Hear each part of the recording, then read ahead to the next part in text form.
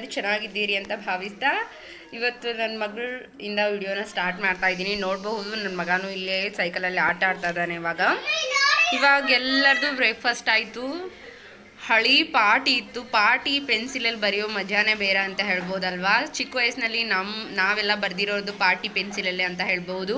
ಈಗಿನ ಮಕ್ಕಳೆಲ್ಲ ಸ್ಕೂಲ್ಗೆ ಹೋಗ್ತಾನೆ ಪೆನ್ಸಿಲು ಬುಕ್ಕು ಆ ಥರ. ನೋಡಿ ನನ್ನ ಮಗನೂ ಪೆನ್ಸಿಲಲ್ಲಿ ಬರೆದ್ಬಿಟ್ಟು ಮೈ ತುಂಬ ಹಚ್ಕೊಂಡಿದ್ದಾನೆ. ಇವಾಗ ನನ್ನ ಮಗಳು ಕೂಡ ONE1 ಬರಿತೀನಿ ಅಂತ ಪಾಟಿ ಪೆನ್ಸಿಲಲ್ಲಿ ಬರಿತಾ ಇದ್ಲು. ಅದಕ್ಕೆ ಸ್ವಲ್ಪ ವಿಡಿಯೋನ ಸ್ಟಾರ್ಟ್ ಮಾಡೋಣ ಅಂತ ವಿಡಿಯೋನು ಕೂಡ ಸ್ಟಾರ್ಟ್ ಮಾಡ್ತಾ ಇದ್ದೀನಿ. ಇವಾಗ ಡೈಲಿ ಲಾಗ್ಸ್ನು ಕೂಡ ತುಂಬ ಇಷ್ಟಪಡ್ತಿದ್ದೀರಾ ಅಂತ ಹೇಳ್ಬಹುದು. ಸ್ವಲ್ಪ ಡಿಸ್ಟರ್ಬೆನ್ಸ್ ಕೂಡ ಇದೆ. ನನ್ನ ಮಗ TV ಆನ್ ಮಾಡಿಕೊಂಡು ನೋಡ್ತಾ ಇದ್ದ. ಇವಾಗ ಬಂದಿದ್ದಾರೆ ನೋಡ್ಬೋದು. TVನೂ ಆನ್ ಇದೆ ಇಲ್ಲಿ. ಇವ್ನು ಯಾವಾಗಲೂ ಈ ಜೋಳಿಗೆಯಲ್ಲೇ ಮಲ್ಕೊಳ್ಳೋದು. ಜೋಳಿಗೆಯಲ್ಲಿ ಮಲ್ಕೊಂಡ್ರೆ ಏನಪ್ಪ ಅಂದರೆ 2 ಗಂಟೆ 3 ಗಂಟೆವರೆಗೂ ಎದ್ದಾಳಲ್ಲ ಅವನು. ಹಾಗೆ ಮಲಗಿಸ್ಬಿಟ್ರೆ ಬೇಗನೆ ಎದ್ದಾಳ್ತಾನೆ. ಜೋಳಿಗೆಯಲ್ಲೇ ಮಲ್ಕೊಳ್ಳೋದು ಜಾಸ್ತಿ ಅಂತ ಹೇಳ್ಬೋದು. ಏ ಪಾಪ ಏನು ತಿಂತಾ ಇರೋದು? ಏನದು ತಿಂತಾ ಇರೋದು? ಏನದು ಏನದು ತಿಂತಾ ಇರೋದು? ತೋರಿಸಿಲ್ಲಿ ತಗೊಂಡ್ಬಾ. ಏನದ? ಏಕಂದ ತಿನ್ಬಾರ್ದಿದ, ಗಲೀಜದ, ಬಿದ್ದಿರೋದೆಲ್ಲ ತಿನ್ನಬಾರ್ದು. ಬಿಸ್ಕಿಟ್ ಅದು ಬಿದ್ದಿರೋದು ತಿನ್ನಬಾರ್ದಪ್ಪಾಜಿ.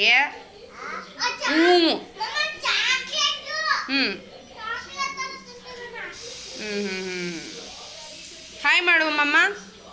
Hi hi. ಆಯಿತು.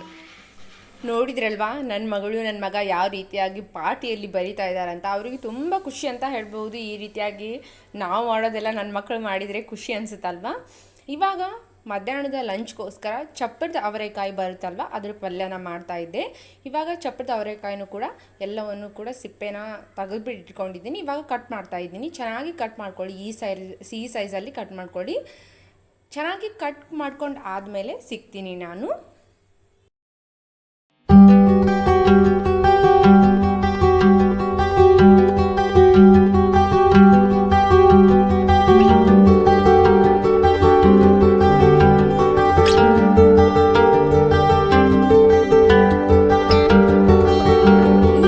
ಎಲ್ಲವನ್ನು ಚೆನ್ನಾಗಿ ಕಟ್ ಮಾಡ್ಕೊಂಡಿದ್ದಾಯಿತು.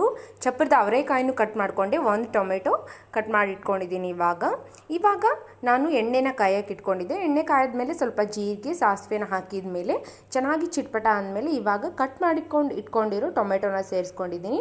ಟೊಮೆಟೊ ಎಲ್ಲ ಸೇರಿಸ್ಕೊಂಡು ಆದಮೇಲೆ ಸ್ವಲ್ಪ ರುಚಿಗೆ ತಕ್ಕಷ್ಟು ಖಾರ, ಉಪ್ಪು ಮತ್ತು ಅರಿಶಿನ ಪುಡಿನೂ ಕೂಡ ಸೇರಿಸ್ಕೊಂಡಿದ್ದೀನಿ. ಆ ವಿಡಿಯೋ ಸ್ಕಿಪ್ ಆಗಿಬಿಟ್ಟಿದೆ, ಎಲ್ಲಿ ಹೋಗಿದೋ ಗೊತ್ತಿಲ್ಲ, ಸಿಗಲಿಲ್ಲ. ಇವಾಗ ನಾನು ಚಪ್ಪರದ ಅವರೆಕಾಯಿ ಕಟ್ ಮಾಡಿ ಇಟ್ಕೊಂಡಿರ್ತೀನಲ್ವ, ಆ ಅವರೆಕಾಯಿನ ಸೇರಿಸ್ಕೊತಾ ಇದ್ದೀನಿ. ಇದು ಚೆನ್ನಾಗಿ ಫ್ರೈ ಆಗಬೇಕು ಎಣ್ಣೆಯಲ್ಲಿ. ಮತ್ತು ಈ ಟೊಮೆಟೊ ಮತ್ತು ಚಪ್ಪರದ ಅವರೆಕಾಯಿ ಎರಡೂ ಮೆತ್ತಗಾಗಬೇಕು. ಅಲ್ಲಿವರೆಗೂ ಚೆನ್ನಾಗಿ ಫ್ರೈ ಮಾಡ್ಕೊಳ್ಳಿ. ಚಪ್ಪರದ ಅವರೆಕಾಯಿ ಚೆನ್ನಾಗಿ ಫ್ರೈ ಆದ್ರೇ ಚೆನ್ನಾಗಿ ಟೇಸ್ಟ್ ಬರುತ್ತೆ ಪಲ್ಯ. ಈ ಪಲ್ಯನ ನೀವು ಉತ್ತರ ಕರ್ನಾಟಕ ಸೈಡ್ ಮಾಡೋ ಜೋಳದ ರೊಟ್ಟಿ ಜೊತೆ ತಿನ್ಬೋದು, ಚಪಾತಿ ಜೊತೆ ತಿನ್ಬೋದು. ತುಂಬ ಅಂದರೆ ತುಂಬ ಟೇಸ್ಟಿಯಾಗಿರುತ್ತೆ ಅಂತ ಹೇಳ್ಬೋದು. ಅನ್ನ ಸಾಂಬಾರು ಮಾಡಿದರೆ ಸೈಡಲ್ಲಿ ಈ ಚಪ್ಪರದ ಅವರೆಕಾಯಿನ ಮಾಡಿದರೆ ತುಂಬ ಟೇಸ್ಟಿಯಾಗಿರುತ್ತೆ ಅಂತಲೂ ಹೇಳ್ಬೋದು. ನೋಡಿ, ಇವಾಗ ಸ್ವಲ್ಪ ನೀರನ್ನು ಕೂಡ ಸೇರಿಸ್ಕೊತಾ ಇದ್ದೀನಿ. ಸ್ವಲ್ಪ ನೀರನ್ನು ಸೇರಿಸ್ಕೊಂಡು ಉಪ್ಪು ಸ್ವಲ್ಪ ಖಾರ ಕಮ್ಮಿ ಇದ್ದರೆ ನೀವು ಸೇರಿಸ್ಕೋಬಹುದು. ನಿಮ್ಮ ಟೇಸ್ಟಿಗೆ ಅನುಗುಣವಾಗಿ ನೀವು ಸೇರಿಸ್ಕೊಂಡ್ಬಿಟ್ಟು ನೀವು ಪಲ್ಯನ ಮಾಡ್ಕೋಬಹುದು.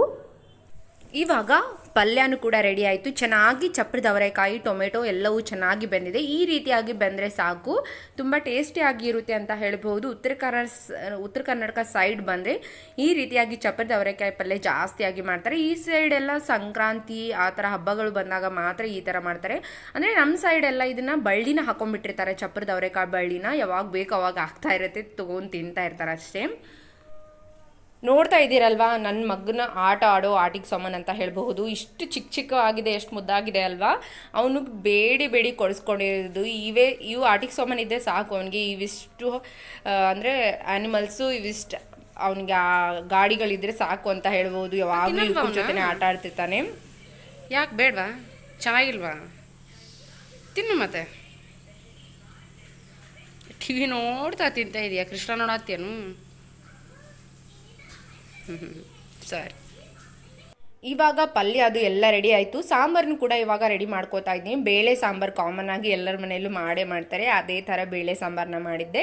ಬರೀ ಪಲ್ಯ ಆದರೆ ಅನ್ನದ ಜೊತೆ ಅದು ಚೆನ್ನಾಗಿ ಅನಿಸಲ್ಲ, ರೊಟ್ಟಿ ಜೊತೆ ಚಪಾತಿ ಜೊತೆ ಚೆನ್ನಾಗಿ ಅನಿಸುತ್ತೆ. ಅನ್ನದ ಜೊತೆ ಈ ಥರ ಬೇಳೆ ಸಾಂಬಾರು ಅದು ಸೈಡಲ್ಲಿ ಅಥವಾ ಟೊಮೆಟೊ ರಸಮ್ ಈ ರೀತಿಯಾಗಿ ಸೈಡಲ್ಲಿ ನಾನು ಮಾಡ್ಕೊಳ್ತೀನಿ. ಪಲ್ಯ ಅಷ್ಟೇ ಮಾಡಿ ಬಿಡೋದಿಲ್ಲ ನಾನು. ಅನ್ನ ಸಾಂಬಾರು ಈ ಪಲ್ಯ ಚಪಾತಿ ಈ ರೀತಿಯಾಗಿರುತ್ತೆ. ಉತ್ತರ ಕರ್ನಾಟಕ ಸೈಡ್ದವರು ಇದೇ ರೀತಿಯಾಗಿ ಫಾಲೋ ಮಾಡ್ತೀವಿ. ಅನ್ನ ಸಾಂಬಾರು ಚಪಾತಿ ಪಲ್ಯ ಎಲ್ಲವೂ ಬೇಕೇ ಅಂತ ಹೇಳ್ಬೋದು ನಮಗೆ. ಇವಾಗ ನೋಡಿ ಸಾಂಬಾರು ಕೂಡ ರೆಡಿ ಆಯಿತು, ಚೆನ್ನಾಗಿ ಬಂದಿತ್ತು. ಅದನ್ನು ಕೂಡ ಒಂದಿಷ್ಟು ಕ್ಲಿಪ್ಸ್ನ ತಗೊಂಡೆ. ನಿನ್ನೆ ಜಾತ್ರೆಗೆ ಹೋಗ್ಬಿಟ್ಟು ಈ ನಾಯಿನೇ ತೊಗೊಂಡು ಬಂದಿದ್ದಾರೆ. ಎಷ್ಟು ಕ್ಯೂಟ್ ಆಗಿದೆ ಅಲ್ವಾ? ಅಮ್ಮಗೆ ತುಂಬ ಇಷ್ಟ ಆಗಿದೆ, ಅಪ್ಪಗೂ ಕೂಡ ಅಷ್ಟೇ. ನಾಯಿ ಬೆಕ್ಕು ಈ ಥರ ಅಂದರೆ ತುಂಬ ಇಷ್ಟ ಅಂತ ಹೇಳ್ಬೋದು. ಚಿಕ್ಕ ಮಕ್ಕಳಿದ್ದಾಗ ಈ ಥರ ಎಲ್ಲ ಆಟ ಆಡೋದು ತುಂಬ ಇಷ್ಟ ಆಗುತ್ತೆ ಅಂತಲೂ ಹೇಳ್ಬೋದು ಅವರಿಗೆ. ಪಾಪ ಎಲ್ಲಿಗೆ ಇವಾಗ ಓಡೋದು? ನಿಂತ್ಕೋ. ಹಿಂಗೆ ಅವ್ರು ಯಾವಾಗಲೂ ಹಿಂಗೆ ಆಟ ಆಡ್ತಾ ಇರ್ತಾರೆ ನೋಡಿ.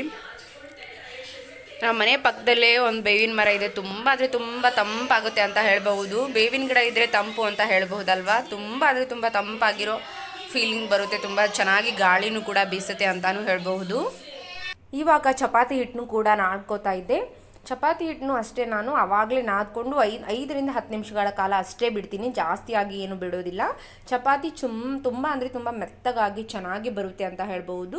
ಜಾಸ್ತಿಯಾಗಿ ಬಿಡೋದೇನು ನೆಸೆಸಿಟಿ ಇರೋದಿಲ್ಲ. ಒಂದು 10 ನಿಮಿಷ ಬಿಟ್ಬಿಟ್ರೆ ಸಾಕು. ಚೆನ್ನಾಗಿ ಚಪಾತಿ ಹಿಟ್ಟು ನೆನೆದುಕೊಂಡ್ರೆ ಚಪಾತಿ ತುಂಬ ಟೇಸ್ಟಿಯಾಗಿ ಬರುತ್ತೆ ಅಂತ ಹೇಳ್ಬೋದು. ನಾನು ಹೋದ ಲಾಗಲ್ಲಿ ಹೇಳಿದ್ದೀನಿ ನಿಮಗೆ, ನಾವು ಹಿಟ್ಟನ್ನೆಲ್ಲ ನಮ್ಮ ಊರಲ್ಲೇ ಗಿರಣಿಯಲ್ಲೇ ಬೇಯಿಸ್ಕೊಂಬರೋದು. ಇಲ್ಲಿ ಯಾವುದು ನಾವು ರೆಡಿಮೇಡ್ ಆಗಿರೋ ಹಿಟ್ಟನ್ನು ತಗೊಳ್ಳೋದಿಲ್ಲ.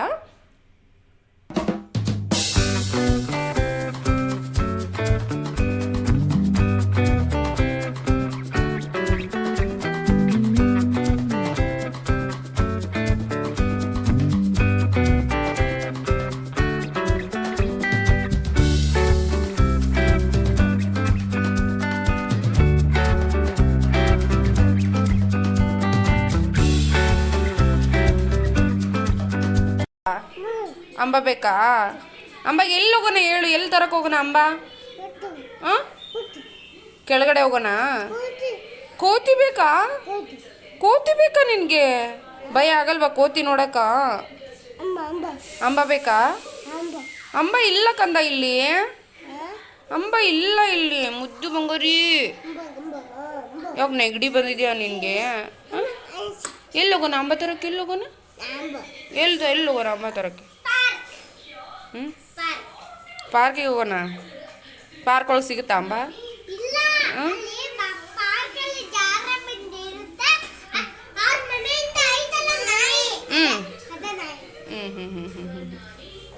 ಓನಮ್ಮ. ಅಂಬ ಬೇಕಾ?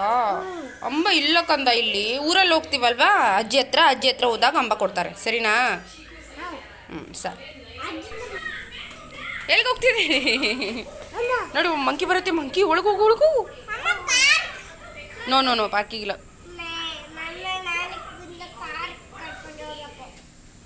ನೀವು ಊರಿಗೆ ಬರಲ್ಲ ಮತ್ತೆ ಪಾರ್ಕಿಗೆ ಹೋಗ್ತೀನಂತೀ? ಬಾ, ಹೋಗ್ಬಾರ್ದು ಆ ಕಡೆ. ಏನು ನೋಡ್ತಿದ್ಯಾ? ನೀವೇನು ಮಾಡ್ತಿದ್ದೀರಿ?